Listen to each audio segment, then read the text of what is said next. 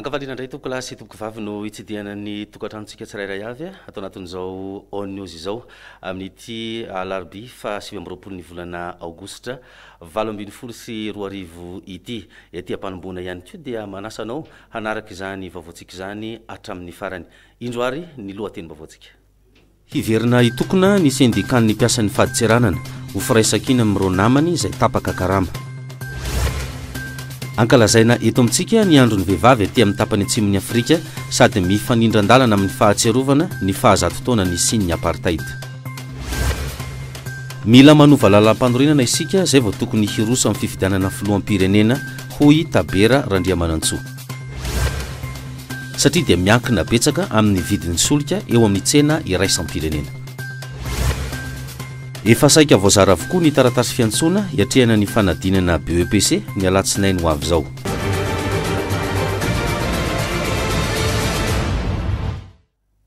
Ny lafin'ny politika avy hatrany ary no isantarantsika ny vaovao amin'ity hariva ity. Betsaka ny vola mihodina rehefa tonga ny vanim-potoana ny fifidianana sahala amin'izao. Mahatratra hatramina miliara izany vola mihodina izany, indrindra ho an'ireo kandida izay efa manao fitetezam-paritra mialohan'ny fotoana ary miendrika fampelezan-kevitra ihany koa arahany hetsika samihafa miaraka amina mpanakanto. Andeha ireo rahantsika ty fanadihadiana hoentin'ny Jenita Soalalaina eo amin'ny sariny Ihaja Manantsoa ity.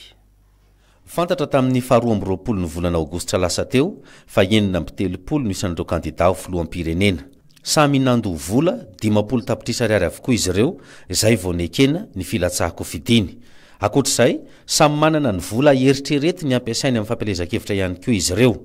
Ny zavatra tsikaritra nefa misy ireo efa manao fandaniam-bola betsaka amin'izao fotoana izao na dia mbola tsy manomboka amin'ny fomba ofisialy aza ny fampelezan-kevitra. Avy aiza tokoa ary moa ny vola ampiasany ireny kandida ireny. Amin'ny fomba fahafantarako anazy aloha hoe nahazahoandreo vola dia efa manana vola manokana mihitsy aloha izy.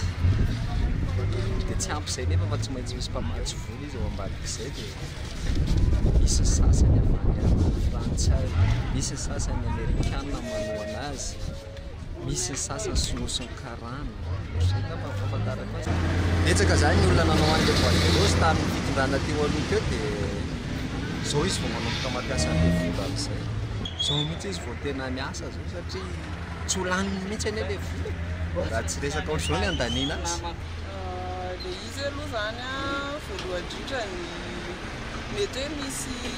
investisseur izy, manana investisseur izy zany hoe olona avy ivelany vahiny manohana anazy dia iny mamatsy vola dia mety hoe misy resaka raha ny eritreritro mety hoe misy resaka famitsim-bola koa anatin'ilay izy hoe vola be dia be zany no mety mihodinao fa nefa ny ametina ampidirana vola maloto fotsiny ilay izy dia ny ampahany amin'ny vola iny ihany mety hoe ampiasaina anaovana an'ilay fampelezan-kevitra fa tsy hoe izy rehetrarehetra. Mety possible hoe nisy nanao aferana boîte de rose zany zao ohatra tamin'ny tetezamity iny dia mety hoe amin'ity izy no ampiasainy zareo. Mety sponsor nefa lehibe amin'ny vola anazy ohatr'izany. Ka le kandidagny misy karazany be da be. Misy hoe kandida mpivavaka dia mety avy efa folo karena ny sasany. Misy kandida lefa ex-président reny dia reny efa nanam-bola taloha. Dia misy koa moa misy miposy zany tsy haiko avy ivelany fa za tsy manana fofo aloha ohatrohatr'izay zany le izy aloha.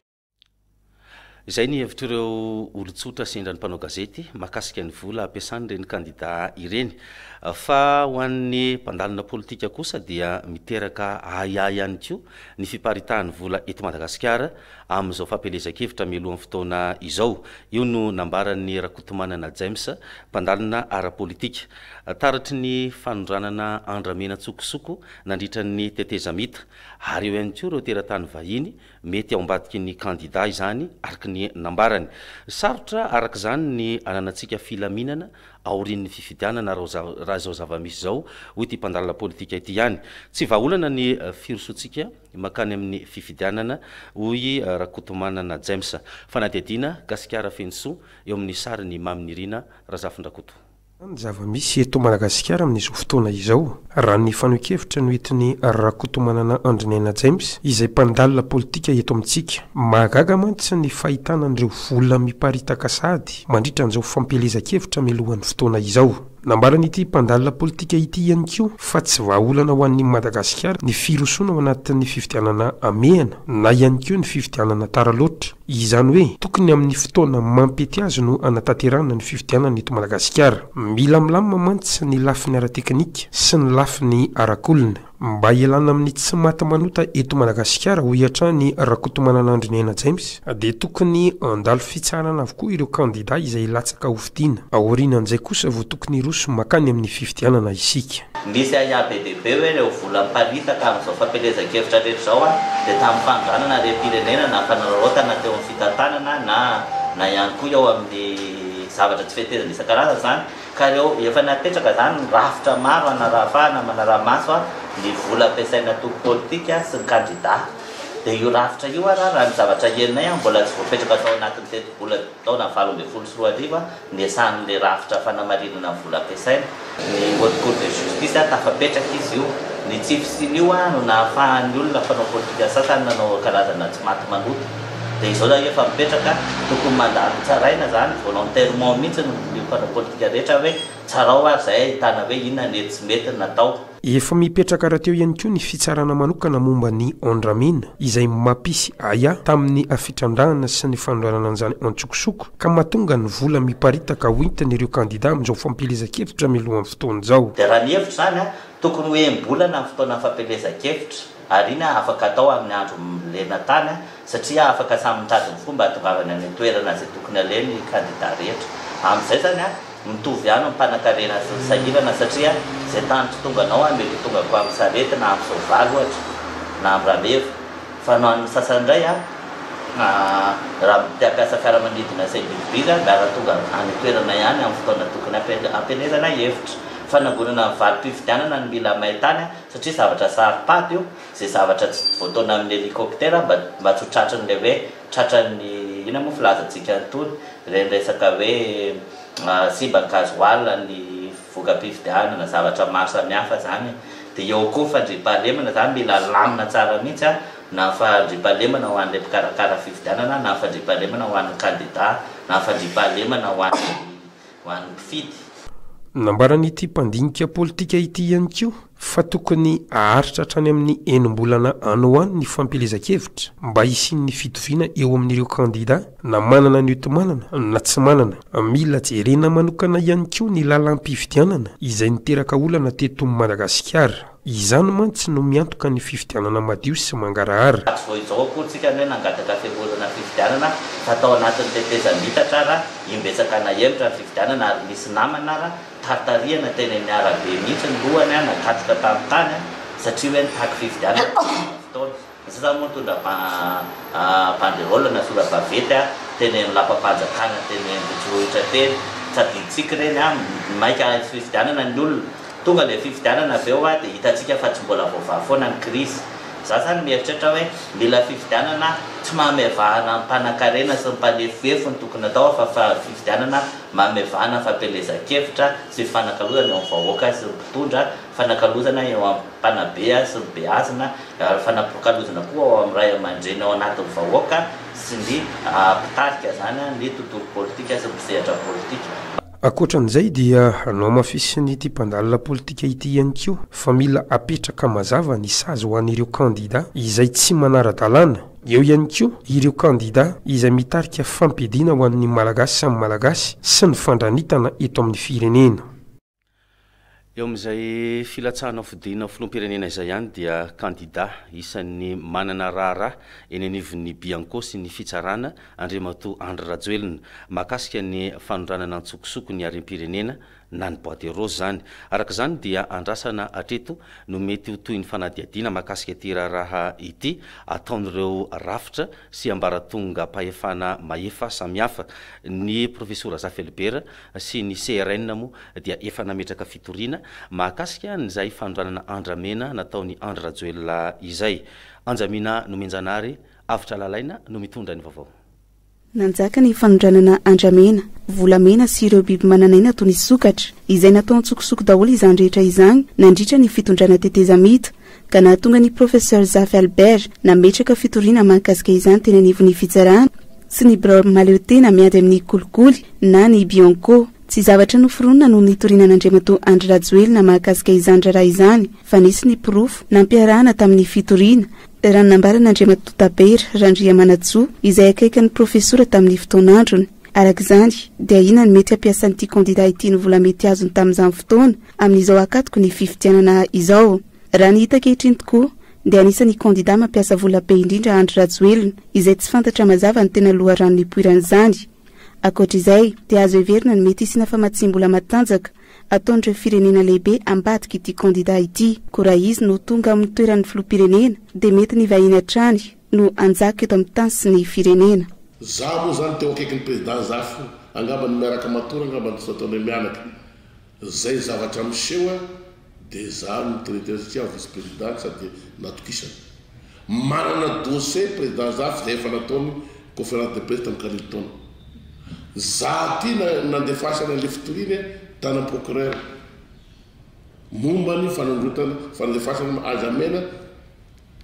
zay président Rajoelina agnatinao mpanjara BDB ary nisy BDB nasina sary nisy tamin'ny Carleton zareo manondra anazy raha tadidinareo zaho nanitondra le dossier tany amin'ny Bianco ary amin'ny fitoriana io dia milaza hoe za misy ozana labara reo fa tonga mety ny maty any moa fa sy navoaka satria zay problema eto ka io dossier io efa any amin'ny procureur io dossier io efa any amin'ny Bianco raha nareo mpanao gazety zany any mandehana any omeko anareo ny daty ny déposeko anazy dia arahanareo ao eo amin'izay lafiny politika izay ihany dia tsy fantatra mazava atreto no isolo ny filohan'ny antenimieram-pirenena Jean-Marc Sarakoto Mamonjy satria izy dia milatsaka filoham-pirenena atreto dia tsy manana lalàna manazava na miresaka mahakasika izany isika eto Madagasikara raha toka ny voalaza ao anatin'ny lalàna manoloana ny filoham-pirenena moa dia tsy maintsy mametra-pialana izy 80 andro mialohan'ny fifidianana tsy mazava kosa ho an'ny filohan'ny antenimieram-pirenena fa na dia tiana hoentiny Anjaminano Menjanary sy avitra lalaina hatrany mangina tanteraka ny lalàna malagasy manoloana ny tokony ho fametra-pialana Andriamato Jean-Marc Sarakoto Mamonjy filohan'ny antenimieram-pirenena sy izay mety hisolo azy amin'izany toerana izany no ity farany izay mandray anjara amin'ny fifidianana filoham-pirenena amin'ny 7 ny volana Novambra ho avy izao araky ny fanazavana nentiny mpahay lalàna iray dia tokony hatsapatena ka hametra-pialana ity filohan'ny antenimieram-pirenena ity na ihany koa ireo mpikambana eo anivon'ny Bromaritra no mangataka ny hevitra ny fitsanana avomba ny lalam-pandrenana na ny ACC mahakasika izany raha tsy hivina mantsy dia mazava tsara ny fitsipidalao ho an'ny filoham-pirenena Pernas izay tokony hametra-pialana 80 andro mialohan'ny fifidianana raha toka candidat ary ny filohan'ny antenimieran-doholona no misolo azy amin'izany toerana izany eo amin'ny faneho-kevitra politika samihafa kosa dia nanambara ny fanahiny ny amin'ny mety isiny korotana aorianany fifidianana raha matoa lalatiana ravololomanana tokony viverenana jerena ny lalam-pifidianana sy ny lalam-panorenana zay natao tandrametaka zay vao miroso makany amin'ny fifidianana hoe ity mpanolotsainy tanàna n'Antananarivo ity oratsika ary ny fanazavany teo amin'ny fandraisam-peon'ny Jenita Soalalaina sary ny Yaja Manantsoa aleo aloha atao ny fanorenana ifotiny amin'ny alalan'ny fifidianana lalàna fanorenana ny republika erahantsika monina lalam-panorenana zany nampifandrivotra be teto amin'ny firenena tamin'izany fotoana zany ny article 54 manahoana le resaka mandat impératif article 72 PDB ny zavatra mampibe resaka sy nampifandrivotra teto dia zay ny tena hoe io le lalam-panorenana mampiady tonga aritsika amin'izao 2018 zao andeha hiatsika indray fifidianana zay mahita hoe ty fifidianana ty dia ao anatin'ny amena sy ny letrezana ihany botolo mihitsy ara ny ilazako azy kanefany dia irosy antsika amin'izany marina fa betsaka ny olom-pirenena sy ny mpandinika isan-karazany milaza hoe mety hiteraka korotana io zay koa manana an'izany zany mahakasika nyity fifidianana ho atao ty manamafy an'izany ahahana izany a ny amarony reo karazana candidat sanatria ve iteraka korotany eto amin'ny fireneny ty fifidianany ty engany eka tso tonga amin'izany isika faharoa raha ny hevitro za manokana de tokony refondation aloha natao tokony hifanarahana aloha le république ao atsangana efa tsy maintsy isonona ny fifidianana zay ho filoam-pirenena efa tongotra de atongotra izy amin'izao fotoana izao de misitona ny sainy malagasy hoe alohantsika andinika tsara satria tsisy safidy maro atsika afa-tsy ny hoe na hiverina amin'ny teo aloha na etsampy amin'ny azo tsy fantatra na miainga amin'ny zava-misy amin'izao fotoana izao a de mandinika tsara ahoana ny anatsarana an'izao a mba ahafana mampiainga sy mampandroso a anty Madagasikara firenena rahantsika manana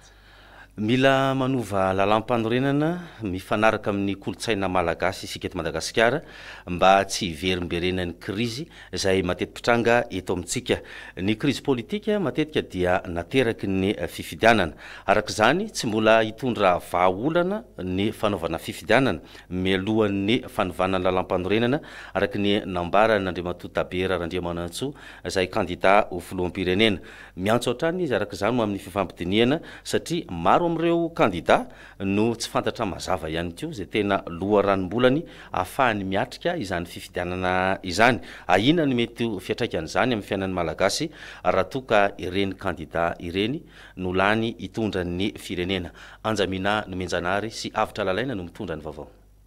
Andriamatoa Andrinirina Rajoelina no voalohany hitsipaka ny tokony hanaovana ny fanorenana ifotony amin'ireo rehetra ho candidat filoham-pirenena izay tokony atao mialohan'ny fifidianana nefa izany mba hisian'ny fifidianana madio sy mangarahara ary ny tena malagasy samy malagasy no hikarakara izany fa tsy hisy ny fijabajabana ataony ny vahiny intsony araky ny hevitra Andriamatoa Tabera Randriamanantsoa izay candidat amin'ity fifidianana ity mantsy dia mila manamboatra lalam-panorenana vaovao mihitsy isika eto Madagasikara satria raha io lalam-panorenana izay ampiasaina amin'izao fotoana io dia mbola heverina indray ny isian'ny krizy aorian'ny fifidianana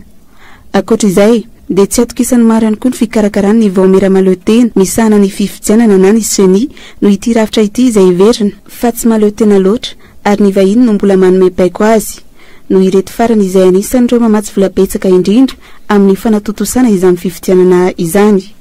arak'izany dia mamerina manao antsoava amin'ny rehetra trany ity candidat ity mba hiverina ifampidinika sy resaka andatabatra boribory ny samy malagasy tsy hidira andreo vahiny noho izy ireo izay mpifanandrina voalohany amin'ny malagasy ho hiatrany Andriamatoa Tabera Randriamanantsoa dia io fifidianana atao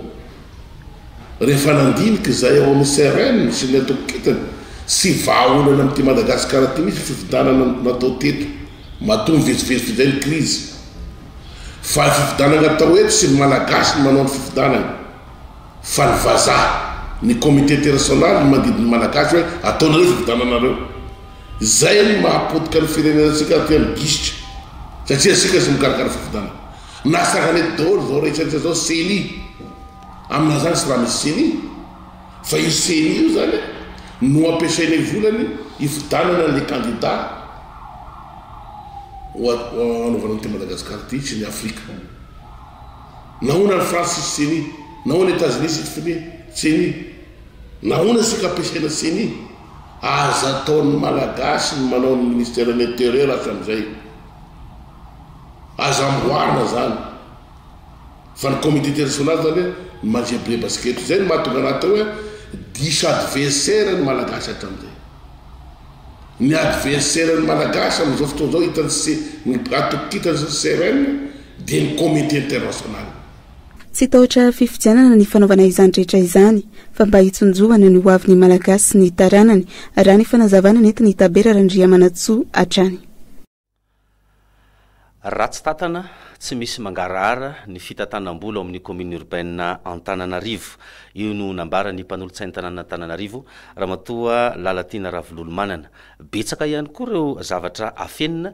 ka tsy hifampidiniana mandritra ny fivorian'ny filan-kevitra munisipaly Jenita Solalaina sy Haja Manantsoa no mitondra ny vaovao betsaka loatra ny tsy mangarahara amin'ny fitantanana ny commune urbaine Antananarivo na tonga Andramatoa Lalatina Ravololomanana ny tory ny commune tany amin'ny inspecteur d'État sy tany amin'ny Bianco tsy izy rery no nametraka fitoriana ranonambarany fa eo ihany koa ny olotsotra mahakasika ny resaka tsena eo ihany koa ny fikambanana mahakasika ny ady tany raha tsy tatana ny tanàna Antananarivo za manoka dia manana goavana be mahakasika ny fanodidinana sy ny kolikoly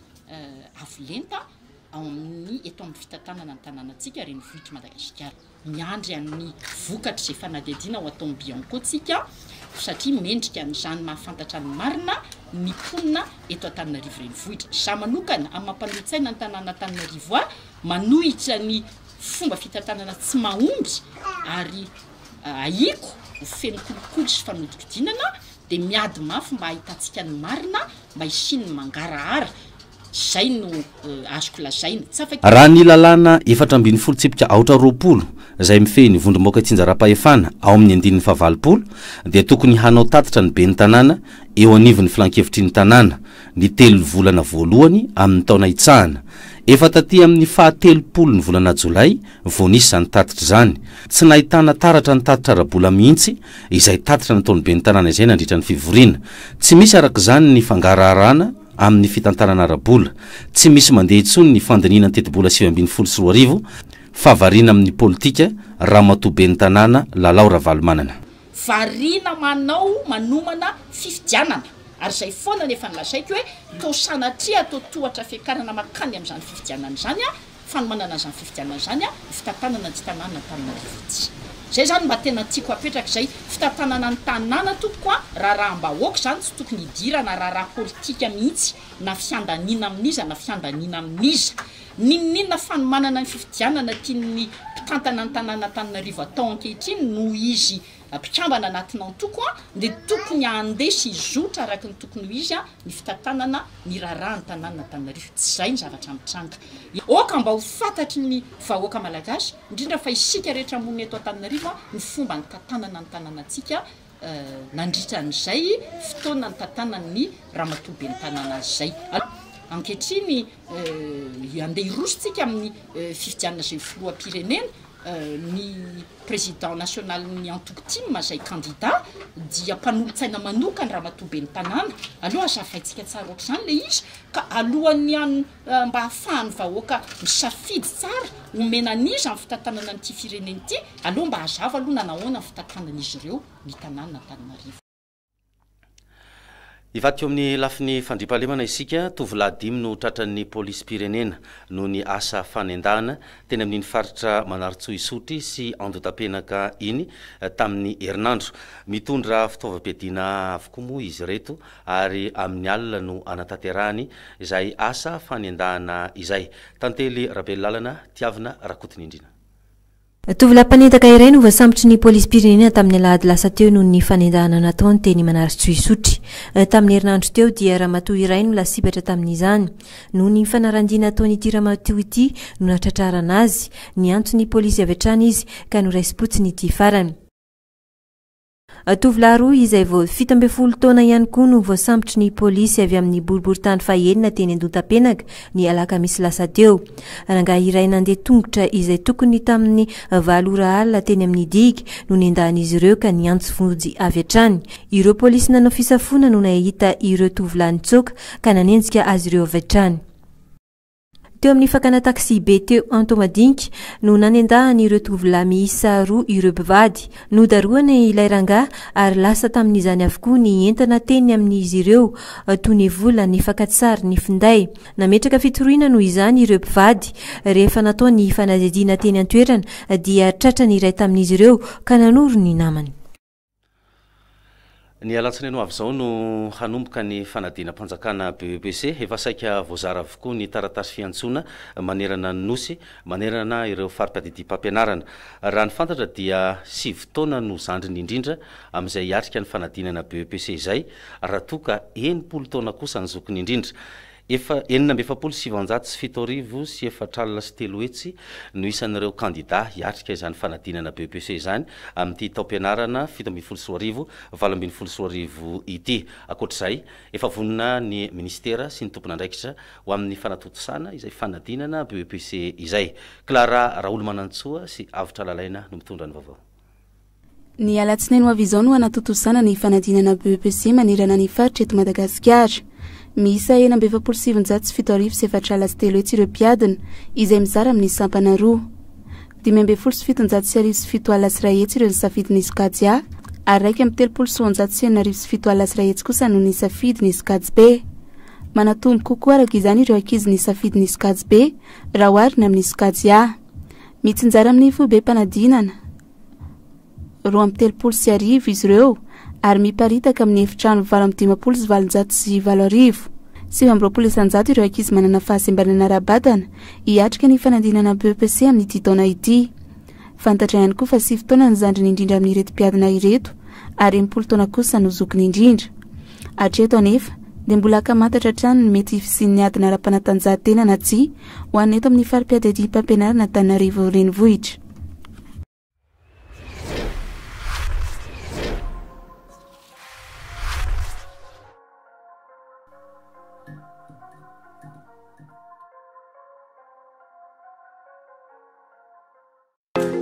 Job, Jean-Mer Belgique. Antica Legasigara,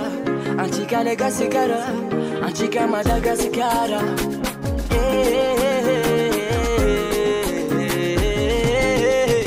Yo, enora igeri, ti firenena, nome ramana, endo bayara dalla namine. Fawadu Jean-Mer Belgique, Fawadu Jean-Mer Belgique. Antica Madagascara, Job, Jean-Mer Belgique, nome ramana.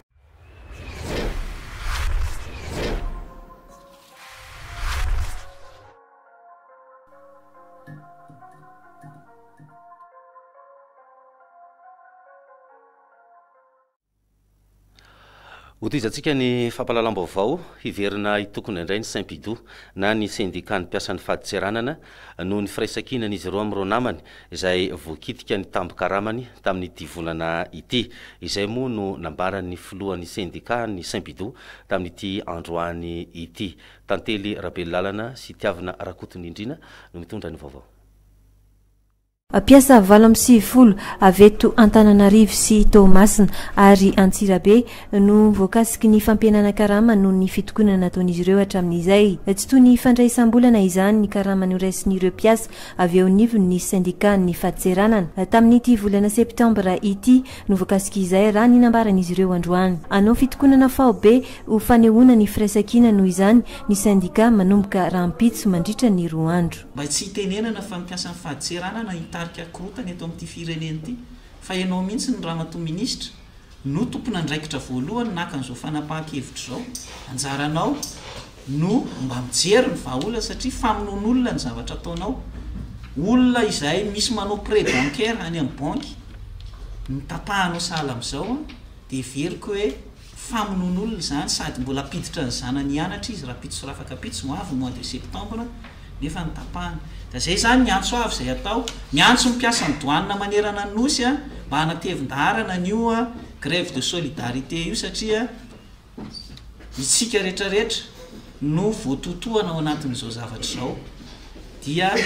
apetraka amintsika zay zavatra. Miantso ny ministry ny vola sy ny teti-bola noho izany ny Saint-Pidou na ny syndicat ny faditseranana mba hijery akaiky izao raharaha izao satria dia fitakiana madio no fitakiana ny zo no nataon'izy ireo hatramin'izay.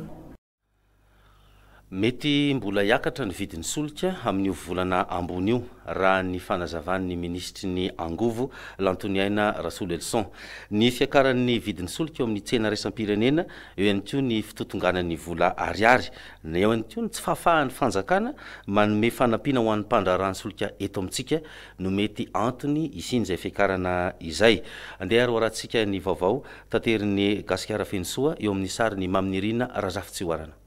Mbola sarotra ho an'ny malagasy aloha hatreto ny ametra ny vidin'ny solika eto Madagasikara. Azo heverina fa mety mbola isy ny fiakaran'ny vidin'ny solika ho amin'ny volana manaraka io raha ny fanazavana hoentin'ny ministry ny Angovo sy ny solika Lantoniaina Rasoulelson. Nambarany mantsy fa miankina amin'ny vidin'ny solika iraisam-pirenena. Eo ihany koa ny fitotongan'ny vola malagasy izay tsy ahafahan'ny Madagasikara manajanona izay vidin'ny solika ho amin'ny ambany izay. miteraka faty antoka ho an'ireo mpandrarah momba ny solika eto Madagasikara ihany koa ny famerany fanjakana ny vidiny. Ny fanjakana nefa etsakilany tsy afaka hanao fanampiana ho azy ireo. Izany rehetra izany no antony mahatonga ny fiakarany vidin'ny solika eto amintsika isam-bolana. Ny vérité de prix amin'izao fotoana izao raha atao hoe prix de référence calculé dia tamin'ny volana lasa toy izy dia 900 ariary ambony ny vidiny namaritantsika azy eny amin'ny mpanjary eny amin'ny tombotsolika zany. Amin'izao fotoana izao izy amin'ity volana aoty engany mbola ena ihany fa dia manodididina ny 500 ariary eo ambony ny vidiny eny amin'ny mpanjary eny zany izy amin'izao fotoana izao. Ka raha ohatra io zany ka atao zay elanelana 500 ariary zay dia iza no amenao anazy dia fanjakana zany tsy manana vola menonana iny fa lay manao an'le lisage kosa ny ataony dia hoe mba misondrotra le izy. Ny fitazomana ny fiakaran'ny vidin'ny solika araka izany no azon'ny fanjakana atao ary efa misy ihany koa ny fanadihadiana manokana izay ataon'ny fanjakana amin'izao fotoana izao ho an'ireo mpamokatra na mpandrarah na mpamongady ity solika eto Madagasikara ity. Tsy manome subvention aneho fanjakana fa le fiakarana no tazomina arak'izay tratra fanarahana amin'ny mpivarotra sy mpanjara solika mandefitra zany zareo anatin'izay zavatra zay fa anatin'izay tantara izay zany dia tsy maintsy misy koa ny fanadihadiana aloha ary zay zany efa mifanarahana fa atao zay fanadihadiana zay hoe firafitra le vidin-tsolika tokoa sao dia misy milaza hoe masokarenanay ariary 100 nefa ariary 10 ohatra ataoko abotsiko be le firesaka zany ataoko matavy be le firesaka dia hoe ariary 100 sy ariary 10 fa mety ao anatiny eo zay le zavatra dia fanadihadiana ary olona ivelany. Hatreto aloha andrasana ny fanampahan-kevitra ny mpandrarahany solika eto Madagasikara mahakasika ny mety ho fampidinana na ihany koa ny fampiakarana ny vidin'ny solika fa tsy miankina amin'ny fanjakana intsony. Loza mitatao an'ny mponiny mandroseza ny fisiny lavaka eo ambanin'ny arabe iray noho ny fahasimban'ny lakan-drano eo amin'ny toeran'io. Ina araka izany no mety ho fiotsahan'ny tany raha tsy misy ny fandraisana andraikitra faran'izay aingana ataon'ny tompona andraikitra mitaraina moa ny mponina eny amin'iny faritry mandroseza iny amin'izay fisin'ny rano sy mety ho fahasimban'ny lalana izay. Fanadihadiana Clara Raolomanantsoa sy Avitra Lalaina. Miteraka tahotra ho an'ny mponina manodidina ny mety hotsahan'ny lalana eny Mandroseza manoloana ilay fahasimbany lakan-drano fanarian'ny Jirama teo aloha ireo rano tsy ilaina izay avy ahodina ao Mandroseza. Vokatra izany ahina ny mety ho fianjeran'ny trano eo amin'ny manodidina indrindra ny arabe amin'izao akaiky fahavaratra izao. Miantso ny tompony andraikitrisa Tsokajy ny araka izany ireo mponina ny mba hijerena ifotony ny zava-misy ary faran'izay aingana ny tokony anaovana izany ho fisorohana ny loza mety hitranga. Tsy hoe avy amin'ny rano moa zany fa le rano dia avy tany le rano avy any Jirama dia otsaka le izy tena marina zao mety tsy vitan'ny Jirama mihitsy raha tsy hoe kolasa ngany mety hitsanga amin'io mety ho sotomin'ity tany ity ihany ty arabe ity dia lasa goaka lafita zany rano tataka zany dia mahary rano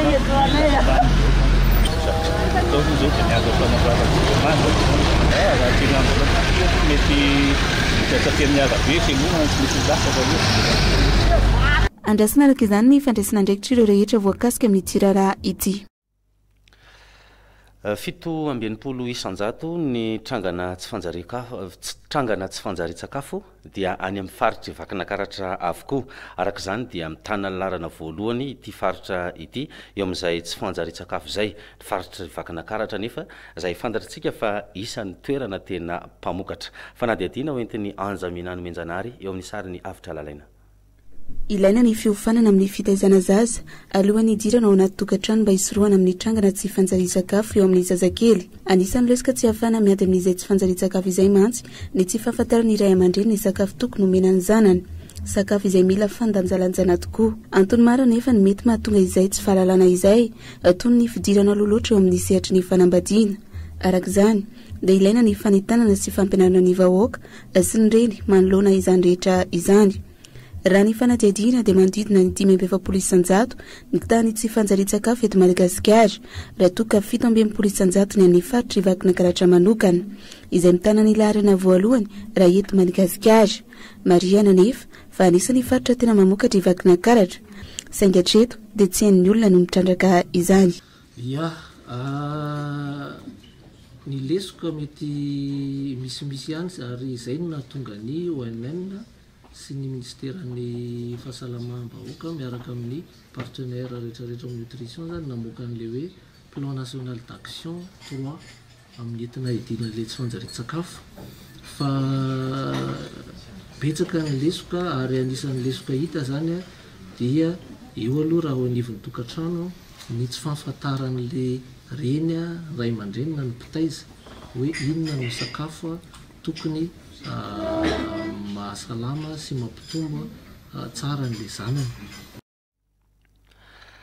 Manana andraikitra amin'ny fampandrosoana sy eny anivon'ny fiarahamonina ny vehivavy, na dia mbola tsy tena mipetraka aza ny mira lenta eo amin'ny vehivavy sy ny lehilahy amin'ny resaka fandraisana andraikitra. Nankalazaina androany teny Akatso ny andron'ny vehivavy etỳ amin'ny tapany atsimon'ny Afrika, izay ny fanindran-dalana amin'ny fahatsiarovana ny fahazato taona any ramatoa Albertina Sisulu, izay nitarika ireo vehivavy manodidina ny roa alina niady tamin'ny fanavakavahambolon-koditra na ny apartheid tany Afrika Atsimo. Jenita Solalaina sy Haja Manantsoa no mitondra ny vaovao.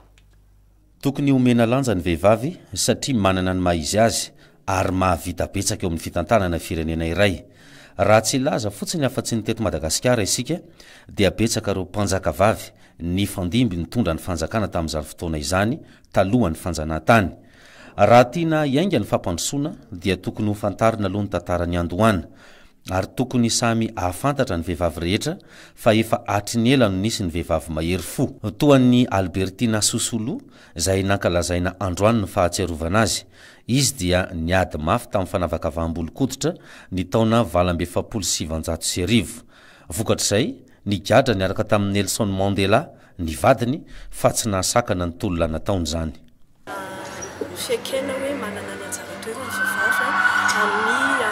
firenena misy azy amin'ny fampandrosoana sy amin'ny sehatra maro samihafa. Fa ny androany kosa zany dia andro natokana ny firenena afrikana tatsimo ho an'ireo vehivavy mahery fo izay anisan'ny mpitolona tamin'ny fanavakavahambolon-koditra tamin'ny fotoan'andro ka nahatongava ny fametrahana firenena ankehitriny izay demokratika ary ahafahany ny pirenena afrikana tatsimo rehetrarehetra misehatra sy mandray anjara amin'ny fiainam-pirenena. Ny vehivavy malagasy dia anisany miezaka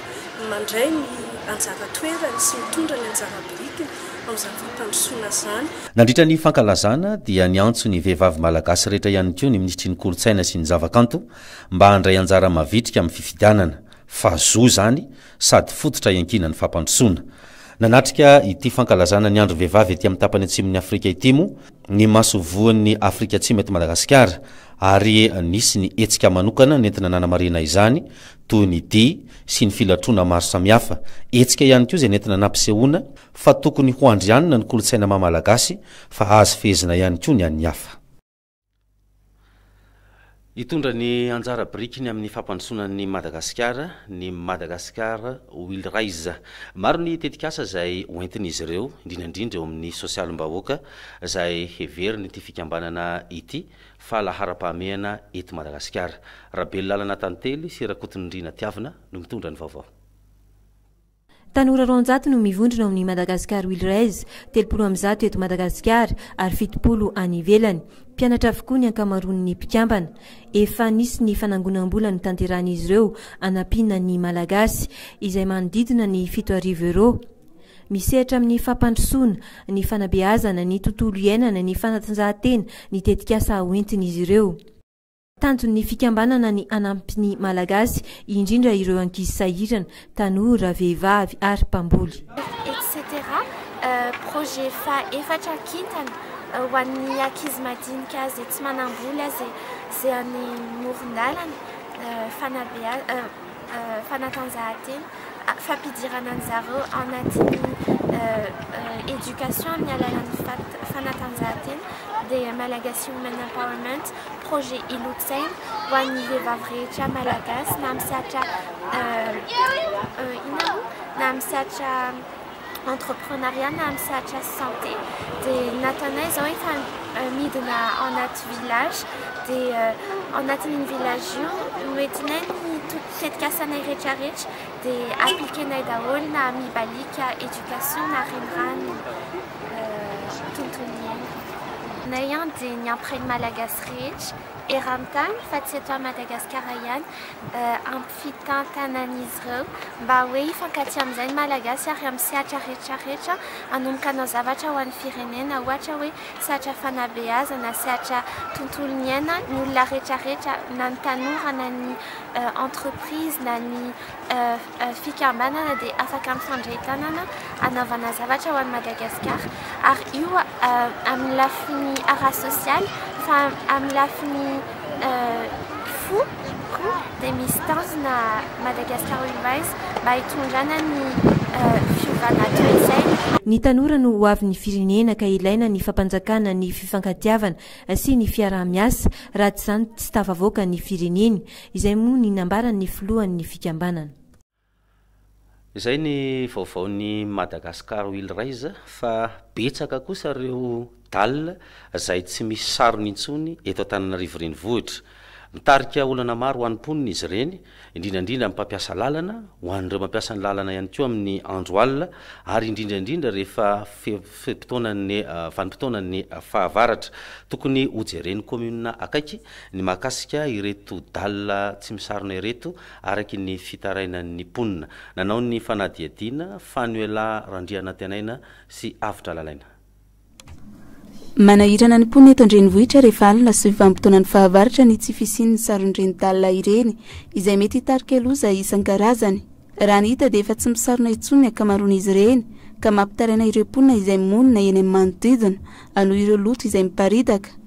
Raha ny tsikatra dia maloto sy fehifako izy ireny ka ina ny paritahan'ny valina retina samihafa izay ateraka izany. Mety aminay aloha rehefa fahavaratra dia izao feno rano masiso avany zavatra rehetra dia io dalina tambatra daholo na ny tsara na ny ratsy. Misy indraindray rehefa tsy mahalalalana dia tsy maintsy tafajabaka ao toy ny andraisan'ny zareo andraiky zany zavatra tio totorana asiana ino zany sa karazana giliazy zany tokozay. Izy tena betabe aloha tafajabaka ao rehefa fahavaratra zay tsy mahafantatra lalana izy dia any izy no mijoboka satria manaratsisiny izy ohatry zany rehefa le avy io dia tena tsentsona tokoa satria le fako no manentsina anazy amin'ny arabe zany fa le olona latsaka aloha tsisy latsaka misy amba fa ela tamin'ny fotoana mba anday fepetra mba asiny zareo sarony zany ty mbo tsy hamitaka an'le olona rehefa avy niona na hoe mba le fako zany mbo ierovana manisina an'le izy efa diovana tokony mbo jerena ihany efa diovana koa manko ilaina ihany koa ny fandraisana andraikitry ny komuna renivohitra Antananarivo manoloana ny tranga toy izao kanefa mitarika voka-dratsy eo amin'ny fifamoivoizana amin'ny alina ary indrindra ny fiantraikan'ireo loto miparitaka eo amin'ny fahasalamana. Mila mailo sika indrindrandrindra ny mandeha amin'ny alina amin'ireny dalina tsy misarona ireny fa mety ahitana loza. Izay ny koa noho ny antsika namaranana ny vaovao tamin'izao alina izao misaotra anao naritra nijery izany hatramin'ny farany azadino ny horonan-tsary mihetsika ho arahanao eto amin'ny Honor TV rehefa avy eo dia mitondra ny lohateny hoe Lead of Gods roa horonan-tsary mihetsika izay tsara sy mahafinaritra izay anasananao hatrany tsy saraka amin'ny Honor TV. Ny tena kosa mametraka ny mandrapitafa ho amin'ny manaraka indray velo matoboka.